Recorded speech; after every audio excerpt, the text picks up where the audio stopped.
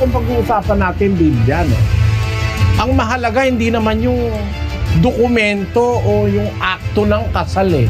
Ang mahalaga yung sincerity ng bawat isa in going together or in living together as husband and wife.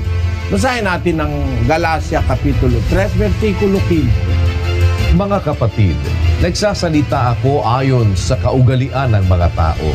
Bagamat ang pakikipagtipan ay gawa lamang ng tao, gayon may pagka pinagtibay, sino man ay hindi makapagpapawalang kabuluhan o makapagdaragdag man. Ayan, maliwanag yung salita dyan, kapatid, ano? Bagaman ang tipan, tao lang ang gumawa, kahit na ang tipan ay between two persons, two humans. Pero pagka napagtibay na yon, ratified, what is the ratification? Kung pumayag ka, kung pumayag siya, nagkaroon kayo ng mutual understanding between you both. Eh, yung inyong pinag-usapan eh, magsasama kayo bilang mag-asawa, kinikilala na ng Diyos yun eh. Bakit? Eh si Maria at si Jose, wala namang kasal eh. Kinasal ba si Maria at si Jose? Wala kang mababasa sa Biblia, kinasal sila. Pakinggan mo sa 1:18 ng Mateo. Ang pagkapanganak nga kay Heso Kristo ay ganito, nang si Maria na kanyang ina ay mag-aasawa kay Jose. Bago sila magsama, ay nasumpungang siya'y nagdadalang tao sa pamamagitan ng Espiritu Santo. At si Jose na kanyang asawa, palibhasa'y lalaking matuwid at ayaw na ihayag sa madla ang kanyang kapurihan, ay nagpasyang hiwalayan siya ng lihim.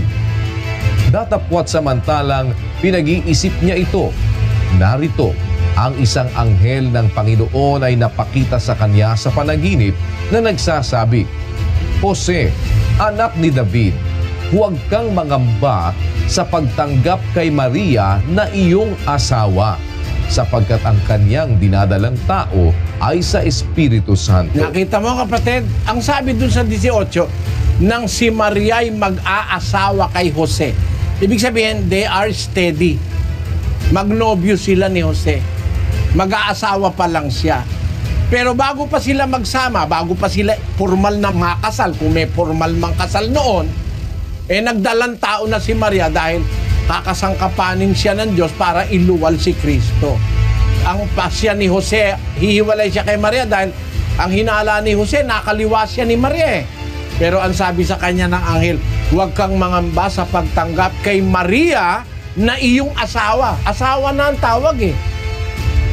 Magka-engage pa lang sila, asawa na ang tawag, kinikilala na ng Diyos dahil meron silang mutual understanding ni Maria.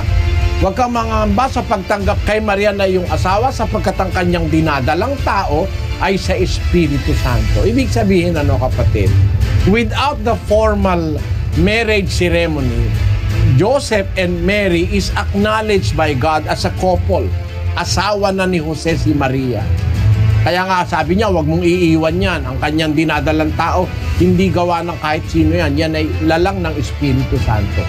Pinakikita ko lang sa iyo, ano, ang mahalaga kasi sa magsasamang lalaki at babae, yung pact between them. Hindi yung kasulatan. Eh kahit pirmahan mo lahat ng dokumentos pagkatapos ng 3 buwan, magsasabunutan kayo, eh walang kwenta yun. Diba?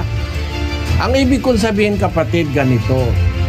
Ikaw ang makakaalam nung kalagayan mo.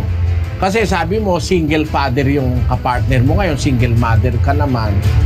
Meron na kayong both past history of having been with another man and another woman.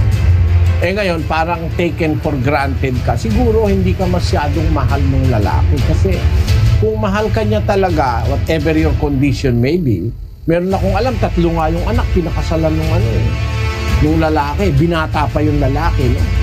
Eh sa yung case, siya rin meron na ring past dapat maging siya, concerned at saka mas maging caring siya. Sa aking analysis, sabi mo na take for granted ka, siguro hindi talaga kayo dapat sa isa't isa. Kung halimbawa, ikaw ay mag-aasawa, eh siguro mas maganda kung mag-aasawa ka, kapatid, humanap ka na nung talagang mahal ka. Sabi nga nung lola ko mag-asawa ka, kung mag-aasawa ka, yung mahal ka. Hindi mahalaga yung mahal mo, sabi niya. Doon mali ang lola ko. Pero, ang sabi niya, hindi mahalaga kung mahal mo. Kailangan mahalaga, mahal ka. Kasi, pagka ikaw mahal ka, talagang maganda yon. Pero pag mahal mo lang, hindi ka naman mahal, pangit yun. Kaya ibig kong sabihin doon, kapatid, yung compatibility, madidetermine mo yon kung if the man you are with ay merong care, merong pangangalaga sa inyo, merong kiber.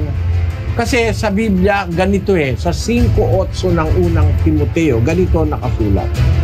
Datapwat kung ang sino man ay hindi nagkakandili sa mga sariling kanya, lalong-lalo na sa kanyang sariling sangbahayan, ay tumanggi siya sa pananampalataya at lalong masama kaysa hindi sumasampalataya. Ang analysis ng Diyos, ang isang tao na hindi niya kinakandili yung kanyang sarili, lalo na yung pamilya niya, masamang tao yun. Kaya yung mga irresponsabling ama, irresponsabling ina, considered ng Biblia yun masamang tao. Pag hindi nagpapahalaga at nagkakandili sa kanyang sariling sambahayan. Kung wala kang makitang sa asawa mo ngayon o sa kasama mo ngayon na feeling of belonging o feeling of caring para sa sambahayan, delikado ka. You might as well spend the rest of your life in agony. Kaya, yung marrying, if you are marrying someone, you have to consider also the rings that goes with it. Sabi nung nabasa kong isang katatawanan, yung pag-aasawa na maraming rings, engagement ring, tapos wedding ring. Kasunod na nun, suffering. Kasunod pa nun, enduring. At marami pang mga ring. Sana mag-ingat ka before making your final decision as to the person you are planning to live your life until death.